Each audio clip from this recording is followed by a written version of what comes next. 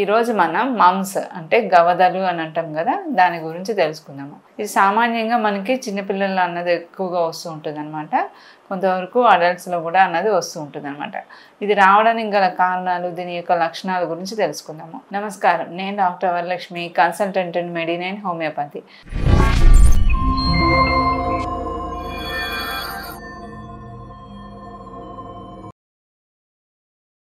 మనకి salivary glands అనేవి ఉంటాయి అన్నమాట. దీంట్లో మనకి 3 టైప్స్ అనేవి ఉంటాయి.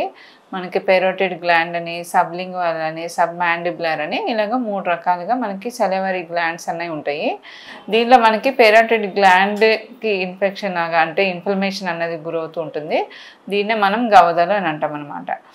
ఇది మనకి మమ్స్ అన్నది మనకి పారామిక్సా వైరస్ అనే దాని నుంచి వస్తూ ఉంటుంది అనమాట. ఇది ఒక వైరల్ డిసీజ్. ఇది అన్నది ఒకళ్ళ నుంచి ఒకరికి అన్నది కంటామినేషన్ ద్వారా అన్నది వస్తూ ఉంటుంది అనమాట. ఇప్పుడు మనము ఒక డ్రాప్లెట్ ఇన్ఫెక్షన్ లాగా వైరస్ అన్నది ఒకళ్ళ నుంచి ఒకరికి స్ప్రెడ్ అవుతూ ఉంటుంది. దీనివల్ల మనకి ఏమవుతుందంటే పెరోటిడ్ గ్లాండ్ అనేది ఇన్ఫ్లమేషన్కి గురవడం వల్ల దాంట్లో వాపు అన్నది వస్తూ ఉంటుంది అనమాట.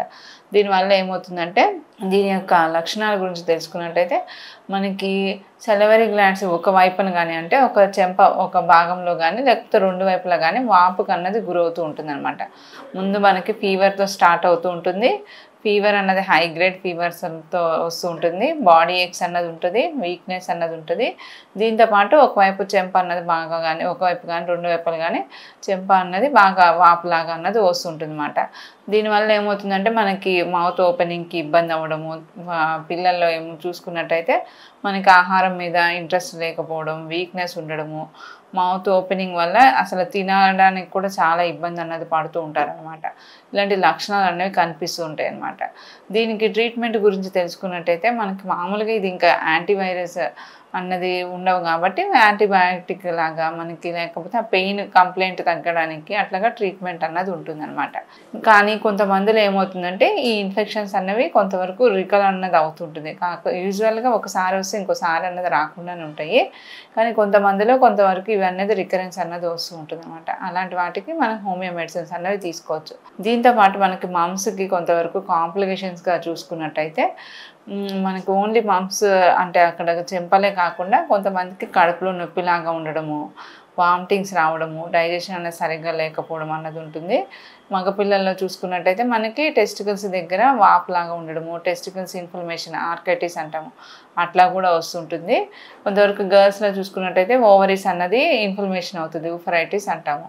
దాంతోపాటు కొంతమందిలో ప్యాంక్రియాసిక్ కూడా ఇన్ఫ్లమేషన్స్ రావడము, కొంతమందిలో వినికిడి ప్రాబ్లం అన్నది ఉండడము, కొంతమందిలో ఏమవుతుందంటే ఈ ఇన్ఫెక్షన్ అన్నది కొంతవరకు బ్రెయిన్కి వెళ్ళడం వల్ల మనకి బ్రెయిన్ ఎన్సెఫలైటిస్ కానీ లేకపోతే మెనింజైటిస్ కానీ అట్లాంటి కండిషన్స్ అనేవి చాలా రేర్గా అన్నది వస్తుంటాయి అన్నమాట.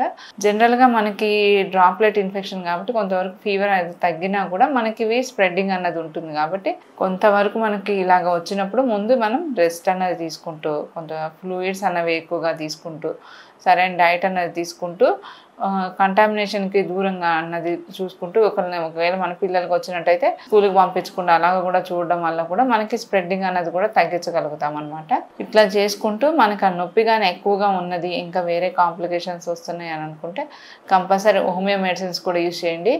మనకు మంచి మెడిసిన్స్ అనేవి ఉన్నాయి. బెలడోనా కానీ, మెరిక్సాల్ కానీ, రస్టాక్స్ కానీ, బ్రేయోని కానీ, ఇంకా అలాగా సిమ్టమ్స్ని బట్టి మనకి కాంప్లికేషన్స్ కూడా రాకుండా ఉండేలాగా మనకి హోమియోలో మంచి మెడిసిన్స్ ఉన్నాయి. ఫర్దర్గా ఇంకేమైనా డీటెయిల్స్ ఉన్నట్టయితే, ఇంకేమైనా సందేహాలు సమస్యలు ఉన్నట్టయితే ఓన్లీ మమ్సే కాకుండా మనకి రెస్పిరేటరీ ప్రాబ్లమ్స్ వీటికి కూడా మనకి హోమియోలో మంచి మెడిసిన్స్ ఉంటాయి.